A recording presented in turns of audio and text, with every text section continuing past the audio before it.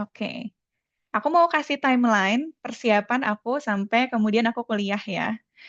Tadi aku dari cerita-ceritanya kayak kenapa mau PhD itu nggak ada yang alasannya sama kayak aku.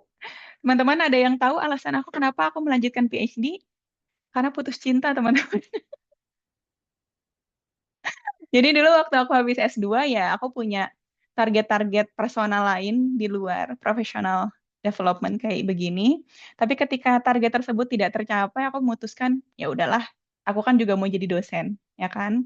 Aku masih banyak banget cita-cita mau melakukan penelitian di bidang pendidikan kedokteran gigi di Indonesia. Sementara di Indonesia mungkin sarana prasarananya belum optimal, jadi aku harus keluar negeri. Nah, makanya di tahun 2023 itu aku memutuskan untuk ikut PhD Bootcamp karena aku sebenarnya belum tahu juga apa sih yang harus aku siapkan, aku harus gimana nih biar aku bisa kuliah ke luar negeri gitu. Maksudnya aku udah pernah kuliah S2 di luar negeri, tapi untuk S3 menurut aku it's a whole nother beast gitu, yang harus aku taklukkan. Jadi nggak bisa sembarangan prosesnya. Aku ikut PhD Bootcamp 2 kali, di bulan Oktober, kemudian di Desember sampai Januari. Lalu setelah tahu basicnya, setelah tahu dasar-dasarnya, di bulan Maret tahun depannya, 2024, aku tes IELTS. Terus aku menyusun proposal riset dan aku mengkontak calon supervisor di Australia. Kenapa di Australia? Karena awalnya aku pengen kuliah ke Australia dengan beasiswa AAS. Tapi setelah mencari-cari, menyusun gitu ya, dan menemukan, kayaknya aku lebih cocok nggak di Australia gitu. Jadi pada saat aku selesai S2, kan aku bisa pakai pertanyaan-pertanyaan atau limitation dari penelitian S2 itu untuk aku kembangkan sebagai proposal riset di S3.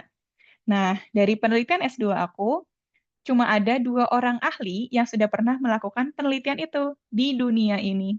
Satu profesornya di Cardiff, satu lagi profesornya di Manchester. Tahun 2024, profesor yang di Cardiff pensiun. Sisanya tinggal profesor aku yang di Manchester. Dan ketika aku kontak, prof yang di Manchester ini langsung balas dengan sangat cepat dan langsung minta untuk interview. Jadi aku tuh merasa diterima banget gitu ya. Sedangkan waktu aku kontak yang di Australia itu, aku mengkontak 8 orang, yang bales 2, yang mau menginterview aku cuma satu, dan itu pun bukan beliau. Jadi kayak dikasih ke temennya gitu aku tuh. Jadi aku merasa perjalanannya lebih mulus kayaknya sama Allah lebih diarahkan buat ke UK gitu. Dan ternyata setelah aku apply HAS di bulan Juni aku gagal gitu ya, nggak lolos. Akhirnya aku apply ke Manchester, aku daftar LPDP di bulan November 2024, aku lolos LPDP, dapat juga LOA dari Manchester, dan di Januari aku berangkat ke Inggris untuk mulai kuliah PhD. Tuh. Itu pengalaman aku tadi. Nah, terus aku kemarin dapat pertanyaan nih di Instagram. Dia bilang kayak gini, Kak, udah berapa lama PhD dan PhD-nya akan berapa lama gitu ya. Untuk pertanyaan yang pertama aku bisa jawab, aku baru mulai 3 bulan di sini. Ini tahun pertama aku. Tapi kalau misalnya ditanya PhD-nya berapa lama, jawabnya tuh tidak boleh sombong, teman-teman. Kenapa? Karena meskipun di programnya tuh sudah ada, kayak ketentuannya kita akan kuliah 6 semester gitu ya. Tetap manusia hanya bisa berencana, supervisor yang menentukan, ya. Jadi kalau misalnya ditanya program PhD-nya berapa lama, insya Allah 3 tahun, mohon doanya. Tapi kalau misalnya tidak, kita bisa apply untuk extend sekitar 1 sampai 2 semester. Nah, di tahun pertama aku PhD ini, goalnya adalah membuat proposal penelitian. Terdengar mudah, bukan? Karena kalau misalnya kita bikin proposal penelitian S1 atau S2, biasanya waktunya 3 bulan selesai. Udah jadi proposalnya. Habis itu sisanya kita melakukan penelitian, ujian, dan lain sebagainya. Tapi proposal penelitian aku, yang aku datang, yang aku apply, itu tidak jadi dipakai, teman-teman. Karena setelah ditelaah lebih lanjut sama supervisornya, sepertinya untuk sampai ke tahapan S3 cukup sulit untuk dilakukan. Terus aku ganti judul lagi. Setelah dicek sama supervisornya, ternyata data untuk menjalankan judul itu nggak ada. Akhirnya aku ganti satu lagi, dan baru minggu kemarin ACC, dan kemarin tuh aku ketemu sama beliau hari Selasa, Jumat minggu depan aku harus datang dengan proposal penelitian yang lengkap.